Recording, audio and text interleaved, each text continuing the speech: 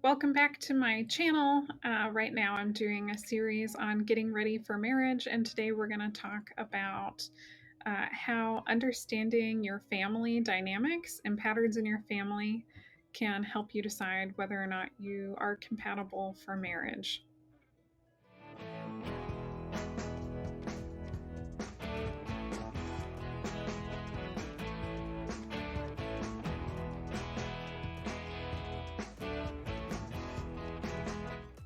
So the thing about families is that they tend to replicate the same patterns generation after generation, unless people are very intentional in doing therapy to try to break the patterns that existed in their family and trying really hard to do something different.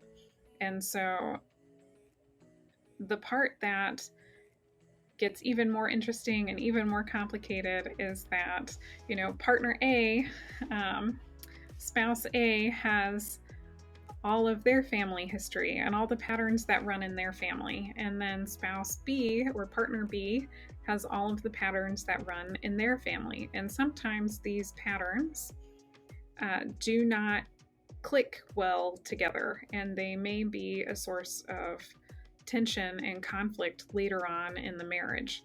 And so this is something that is kind of nice to have a heads up on.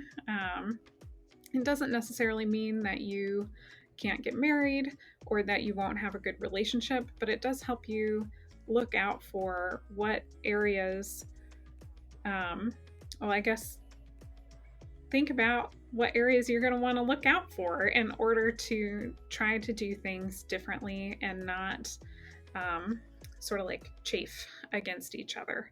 So, for example, I cover this a lot in episode 22 of the Communicate and Connect podcast. So you can check out the notes below for a link to that episode, and you can learn even more about that. I also created a worksheet to go along with that episode that will sort of guide you through thinking about what patterns there are in your family, along with what patterns are in your partner's family, so that way you guys can start the conversation together about that. So I'll just give some examples. One example is affairs. So sometimes in families, if you think back with your parents and then your grandparents on both sides, and then all of your great grandparents, sometimes you'll see multiple patterns of affairs, which then maybe would increase the risk of affairs in your marriage. Other patterns might be substance use. That's a really, really common one. Any type of addiction, or like a gambling problem, porn addiction, sex addiction, these types of things. You can often see those run in families as well. History of trauma. So I've often seen people where it was like sexual abuse, unfortunately. Like if we went back and looked at the different generations, we could see that the generations far back were dealing with the effects of sexual abuse and sexual trauma, as were each generation following up. And sometimes people don't even realize that that was a pattern that was running in their family until they come to therapy. And sometimes families don't talk about these things. Some families are very secretive, especially around taboo topics like hush hush type topics.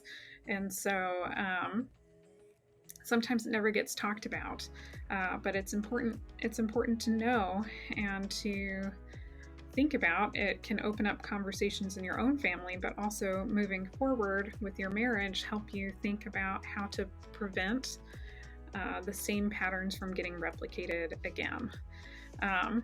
So let's see, what did I cover? I said affairs, I said addictions of different kinds, abuse and trauma. I used the example of sexual trauma, but physical abuse can have that same type of experience as well.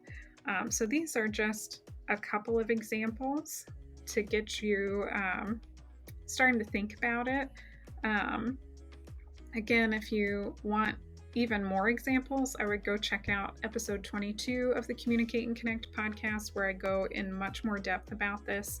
And then if you look at the show notes, you'll be able to download the worksheet that will help you and your fiance, your partner, talk about it, so that way you guys can be better prepared.